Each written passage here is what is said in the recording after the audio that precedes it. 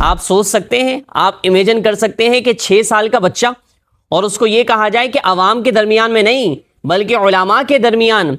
حضور علیہ الصلاۃ والسلام کی شان اور حضور کے میلاد پر گفتگو کروں۔ قصر مینار رضا تو بلند کافی ہے، تم اس کے پہلے ہی زینے پہ چڑھ کے دکھلا دو۔ فتاوی رضویہ تو ایک کرامت ہے، تم ہدایق بخشش ہی پڑھ کے دکھلا دو۔ آپ زارو قطار رونے لگے اور اپنا امامت شریف اتار کر اس سید زادے کے قدموں میں رکھ دیا۔ نکیرین کرتے ہیں تعظیم میری، فدا ہو کہ تجھ پہ یہ عزت ملی ہے۔ ناظرین، جب کبھی بھی دین اسلام کے اصول کو تبدیل کرنے کی کوشش کی جاتی ہے یا اسلام کی شکل کو تبدیل کرنے کی کوشش کی جاتی ہے تو رب تبارک و تعالی ایک ایسے مرد قلندر کو بھیجتا ہے جو کہ دین کی اصل شکل کو نمایاں کرتا ہے۔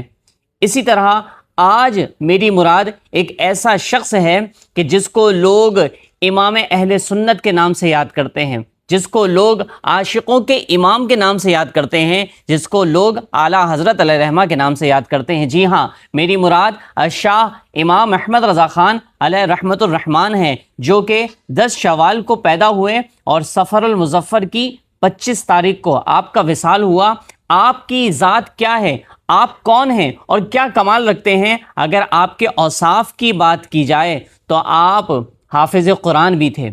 آپ عالم دین بھی تھے، آپ مفتی اسلام بھی تھے، آپ مفسر قرآن اور مترجم قرآن بھی تھے، لیکن آپ خود فرماتے ہیں یہ سارے کمال تو اللہ تبارک و تعالیٰ نے اپنے فضل سے آپ کو عطا فرمائے، لیکن کہتے ہیں کہ مجھے اس پر فخر نہیں ہے کہ میں عالم ہوں، اس پر فخر نہیں کہ حافظ ہوں، اس پر فخر نہیں کہ مفتی ہوں، اس پر فخر نہیں کہ میں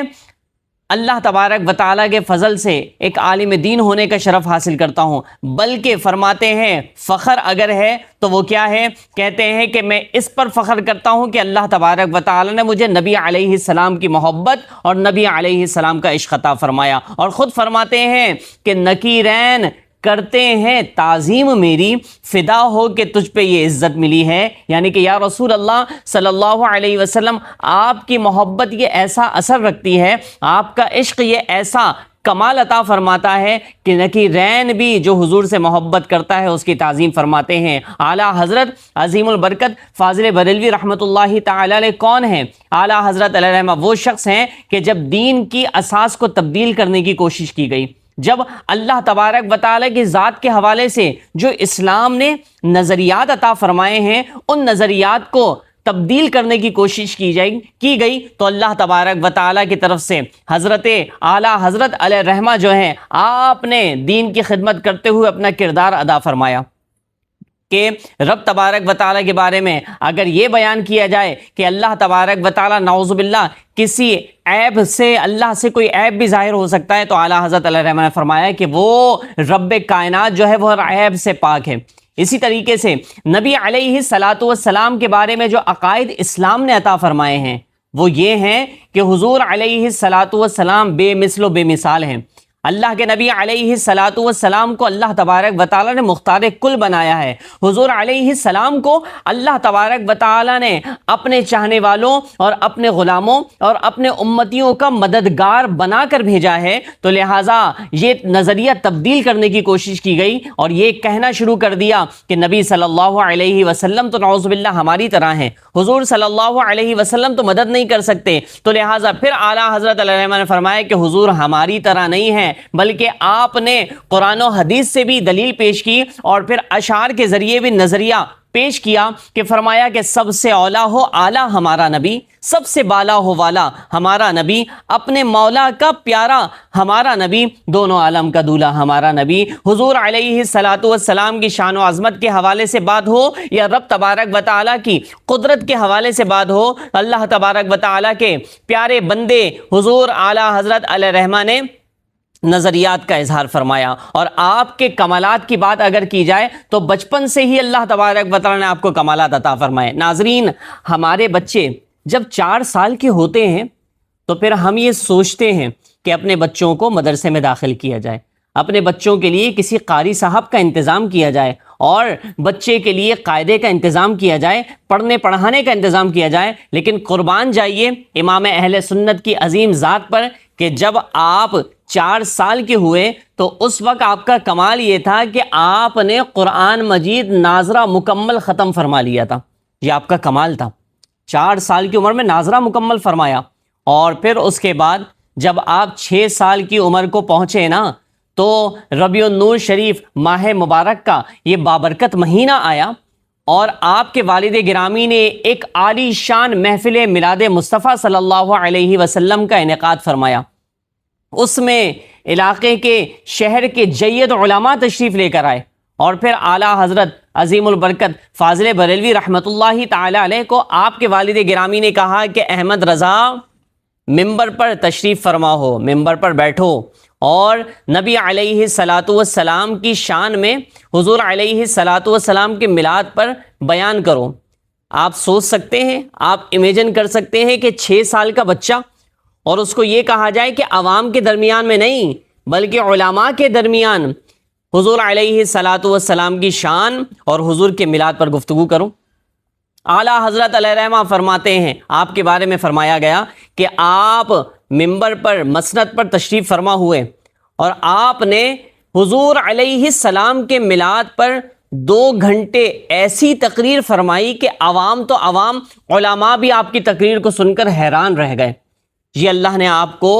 علم کا سمندر عطا فرمایا تھا کہ علماء بھی دیکھ کر حیران ہو گئے. اسی طریقے سے جب آپ 13 سال کی عمر میں پہنچے، 14 سال ابھی ہوئے نہیں تھے، 14 سال کے ہونے والے تھے، تو آپ نے باقاعدہ ایک فتویٰ تحریر فرمایا جس فتوے کو دیکھ کر آپ کے والد گرامی جو کہ خود اپنے علاقے کے، اپنے شہر کے بڑے مفتی تھے، آپ کے والد گرامی بھی آپ کے فتوے کو دیکھ کر حیران رہ گئے کہ احمد رضا نے اتنا زبردست انداز میں قرآن اور حدیث کی دلائل کے ساتھ آپ نے زبردست تحریر فتویٰ فرمایا. یہ اعلیٰ حضرت علیہ رحمہ کا کمال تھا. تو یہ ہیں اعلیٰ حضرت، آپ نے 1000 سے زائد کتابیں تحریر فرمائی اور آپ کے فتووں کی بات اگر کی جائے تو آپ نے کئی ہزار فتوے لکھے اور آپ کے فتووں کو ایک جگہ جو جمع کیا جاتا ہے ان مجموعے فتوے کے مجموعے کا نام ہے فتاوی رضویہ شریف. تو کسی نے فتاوی رضویہ شریف کے حوالے سے بات کی نا، کہا کہ قصر مینار رضا تو بلند کافی ہے، تم اس کے پہلے ہی زینے پہ چڑھ کے دکھلا دو. فتاوی رضویہ تو ایک کرامت ہے، تم ہدایق بخشش ہی پڑھ کے دکھلا دو. یہ ہیں حضور اعلیٰ حضرت علیہ رحمہ، یہ ہیں امام اہل سنت، یہ ہیں مجدد دین و ملت جن کو اللہ تبارک و تعالی نے کمال عطا فرمایا. اور بات اگر کی جائے ادب کی تو بچپن سے ہی آپ کو اللہ تبارک و تعالی نے آپ کے والدین کے ذریعے ادب عطا فرمایا. آپ کے والدین نے تربیت فرمائی کہ کس طریقے سے بڑوں کا ادب کیا جائے، اور بڑوں کا ہی نہیں بلکہ جو واقعی ادب والے ہیں یعنی کہ حضور کی آل سے ہیں ان کا بھی ادب آپ نے فرمایا. اور کس طریقے سے ادب فرمایا، اعلیٰ حضرت علیہ رحمہ جو ہیں ایک مرتبہ پالکی میں سفر کرنے لگے. پالکی کیا ہے؟ آج ہم سفر کرتے ہیں موٹر سائیکل پر، 4 ویل پر، گاڑی میں، بس میں، لیکن اس وقت کی سواری جو تھی وہ پالکی سواری ہوا کرتی تھی اور 4 لوگ اس کو اٹھایا کرتے تھے اپنے کندھوں پر. اعلیٰ حضرت علیہ رحمہ کسی جگہ جانے لگے، اس پالکی میں تشریف فرما ہوئے اور 4 لوگ جب اس کو اٹھا کر لے کر چلنے لگے تو دیکھیے حضور سے محبت اور حضور کی آل سے محبت کیسے کی جائے یہ امام اہل سنت ہمیں سکھا رہے ہیں. چند قدم ابھی چلے ہی تھے کہ آپ نے کہا کہ پالکی کو روک دیا جائے. جب روکا گیا آپ باہر نکلے اور آپ نے کہا کہ مجھے نبی علیہ الصلاۃ والسلام کی خوشبو کا احساس ہو رہا ہے، نبی کی خوشبو کا احساس. اور کہا کہ تم میں سے کون ہے جو آل رسول ہے، کون ہے جو سید زادہ ہے؟ تو ایک شخص اپنا سر جھکائے ہاتھ باندھے کھڑا ہوا تھا اور اس نے کہا اعلیٰ حضرت علیہ رحمہ کو مخاطب کر کے کہ حضور، نوکروں سے ان سے کام لیا جاتا ہے، ان کی ذات پات کے بارے میں نہیں پوچھا جاتا. اعلیٰ حضرت علیہ رحمہ نے فرمایا کہ تم ہو آل رسول، تم سید زادے ہو. آپ زارو قطار رونے لگے اور اپنا امامت شریف اتار کر اس سید زادے کے قدموں میں رکھ دیا اور فرمانے لگے کہ مجھے معاف کر دو، مجھے معاف کر دو. کل بروز محشر میں نبی علیہ السلام کی بارگاہ میں کیا جواب دوں گا کہ جب حضور علیہ السلام مجھ سے سوال کریں گے کہ میری محبت کا دم بھرتا تھا، مجھ سے عشق کا دعویٰ کرتا تھا اور میری اولاد کے ساتھ تو نے یہ ناروا سلوک کیا، تو میں کیا جواب دوں گا؟ مجھے معاف کر دو.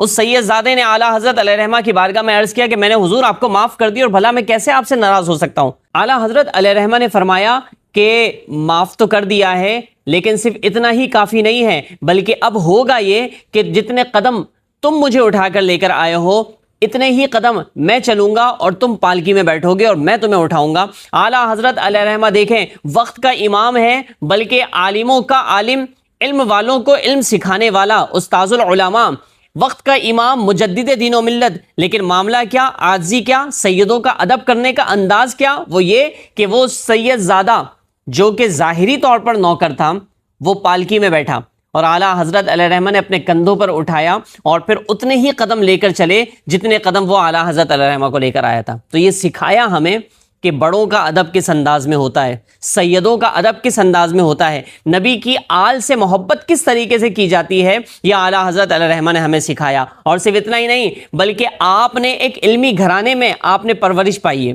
اور بچپن میں ہمارے یہاں بھی ایسا ہوتا ہے کہ جب ہمارا بچہ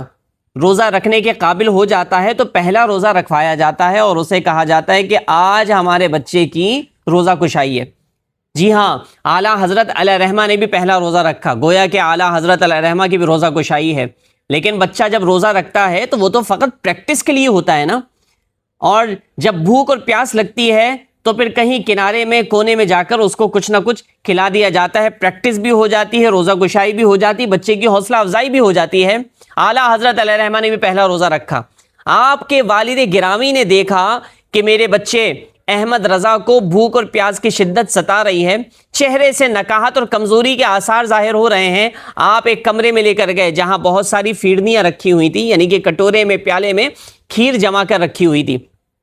اعلیٰ حضرت علیہ رحمہ کو کہا، دروازہ بند کر دیا، کھڑکیاں بند کر دی، کہا احمد رضا کوئی دیکھ نہیں رہا ہے، یہ لو تم کھا لو۔ کہا کہ کیسے کھا لوں، میرا تو روزہ ہے۔ کہا کہ بچوں کا روزہ ایسا ہی ہوتا ہے، ویسے بھی میں نے دروازہ اور کھڑکی بند کر دی ہے، کوئی دیکھ نہیں رہا۔ سنیے امام اہل سنت علیہ رحمہ کی تربیت کا انداز کیسا اظہار ہوا کہ والدین نے تربیت کی، یہ تربیت کا اثر ہے۔ آپ نے جواب اپنے والد صاحب کو ارشاد فرمایا اور کہنے لگے کہ بابا جان معاملہ یہ ہے کہ آپ نے دروازے اور کھڑکی تو بند کر دی ہے، لیکن میں نے جس کے لیے روزہ رکھا ہے وہ تو مجھے میرا عمل دیکھ رہا ہے۔ تو یہ ڈر، یہ خوف رب تبارک و تعالیٰ کی بارگاہ میں ایسا تھا کہ جس کا اظہار بچپن سے ہی ہو رہا تھا۔ آپ کے والد صاحب سمجھ گئے کہ یہ بچہ کوئی عام بچہ نہیں ہے، واقعی اللہ تبارک و تعالیٰ نے اس کو کوئی مقام و مرتبہ عطا فرمایا ہے۔ اللہ تبارک و تعالیٰ ان کی تربت انور پر کروڑوں تجلیات کی بارش نازل فرمائے۔ اللہ تبارک و تعالیٰ ہمیں ان کی تعلیمات کے مطابق زندگی بسر کرنے کی توفیق عطا فرمائے۔